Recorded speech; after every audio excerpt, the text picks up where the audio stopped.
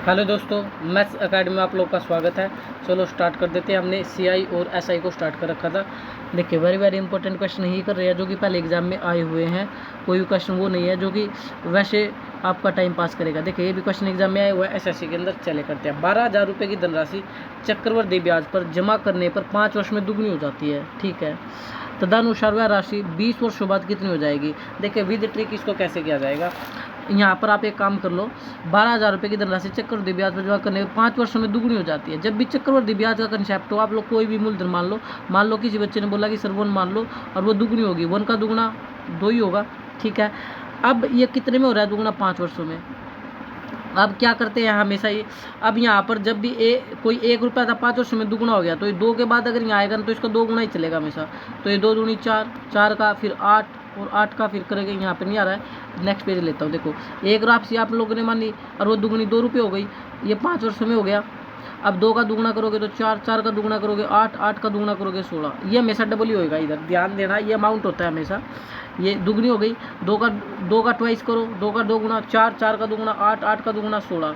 अब ये 4 गुना कितने में हुआ? ये 5 वर्ष में। ये 4 गुना फिर अगले 5 ईयर्स में, फिर ये 5 गुना अगले 5 वर्ष में।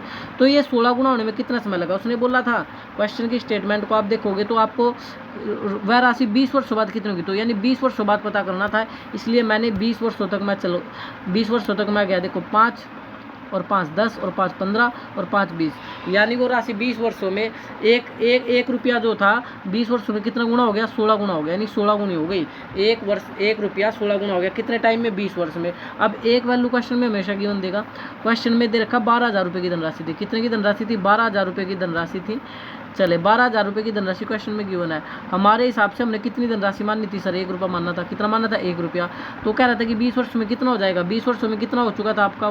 16 गुना। तो 16 से गुना कर दो, आपका आंसर आ जाएगा। तो 3 0, 16 दूनी 32, 3 हासिल 16 और 3 19।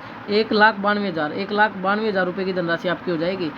1,92,000 की धनराशि हो जाएगी। कितने साल बाद? 20 साल बाद। ऑप्शन चेक करो, 1,92,000 D is your right answer. 1,92,000।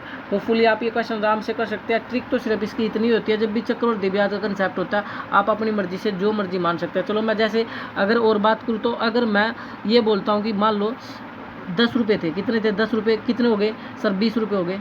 5 वर्ष में दुगनी होगी ना। 10 का दुगुना 20। अब यहाँ पर दुगुना करोगे 20 का दुगुना 40, 40 का दुगुना करोगे 80 और 80 का दुगुना करोगे 16 करोगे या 160 करोगे? सर 160। अब आप यहाँ भी देख सकते हो भाई। देखो 20 का दुगुना 40, 40 का दुगुना 80, 80 का दुगुना 160।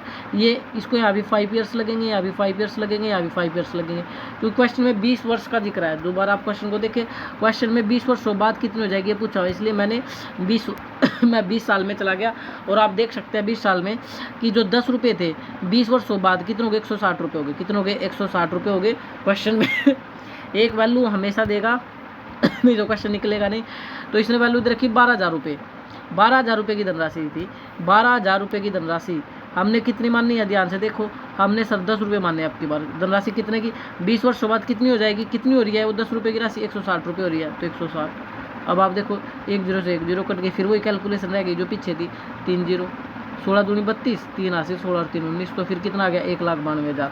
होपफुली आपको क्वेश्चन समझ आया होगा। जय हिंद, जय भारत।